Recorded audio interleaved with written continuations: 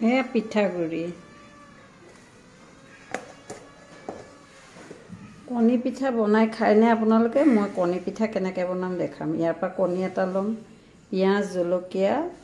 আদা মই কাটি থৈছোঁ পিঁয়াজখিনি ধনিয়া এনেকৈ ধুই ভিজাই লৈছিলোঁ এয়া চাওক পিঁয়াজ কাটি থৈছোঁ কেঁচা জলকীয়া ধনিয়া আৰু এয়া হৈছে এক টুকুৰ আদা মই আদাও দিম ইয়াত এতিয়া মই প্ৰথমে পিঠাগুড়িখিনিত পিঁয়াজখিনি মোহাৰি পেলাই মিলাই দিছোঁ মই এটা বাতিৰে এক বাতি ভজা চাউলৰ গুড়া লৈছোঁ পিঠাগুড়ি লৈছোঁ এয়া দেখিছেনে মিলালোঁ এতিয়া ইয়াত মই এয়া ধনিয়াখিনি দিছোঁ আৰু মই এই আদাৰ টুকুৰাটো আদাখিনি এয়া মই পিহি লৈছোঁ অকণমান পিহনাত পিহি এই ওপৰতে দিছোঁ এতিয়া নিমখ দিম অলপ সোৱাদ হোৱাকৈ দিম এয়া নিমখ এতিয়া ইয়াক ভালকৈ এনেকৈ মোহাৰিছোঁ হাতেৰে মিলালে বেছি ভাল হয় যিমান পাৰে হাতেৰে মিলাবলৈ চেষ্টা কৰিব কোনো বেকিং দিব নালাগে খুব ধুনীয়াকৈ ফুলি যায় আমি এইটো কণী পিঠা বুলি কওঁ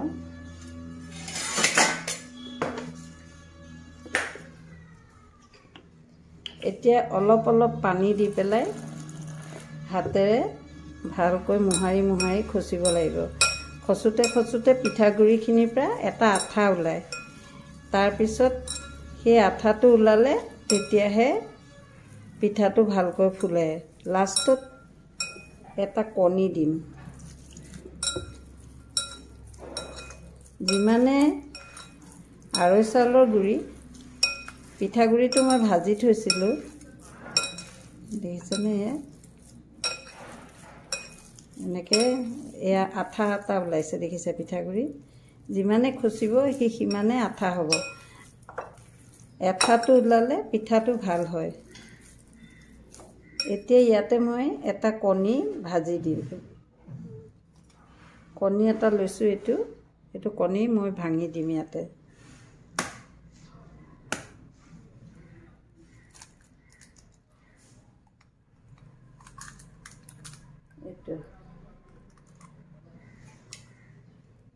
এইটো ইয়াত মিলাওক এনেকুৱা হ'ব অলপ কণীটো মিলাৰ পিছত যদি ডাঠ হয় আপুনি দুটাও কণী দিব পাৰে কথা নাই এটা দিলেই যথেষ্ট এনেকুৱা হ'ব বৰ ধুনীয়া হয় খাবলৈও সোৱাদ হয় আপুনি ইয়াক চাটনি দি খাব পাৰে চাহেদি খাব পাৰে ব্ৰেকফাষ্টত আপুনি অন্য চব্জি লৈ চব্জিৰ লগতো খাব পাৰে এনেকুৱা হ'ব চাউল গুড়িটো এতিয়া এইটো মই সৰিয়হৰ তেল বা ৰিফাইনত ভাজিম এয়া সৰিয়হৰ তেল বা ৰিফাইন যিকোনো এটাত ভাজিব পাৰে আপুনি তেলখিনি গৰম হ'ব লাগিব ভালকৈ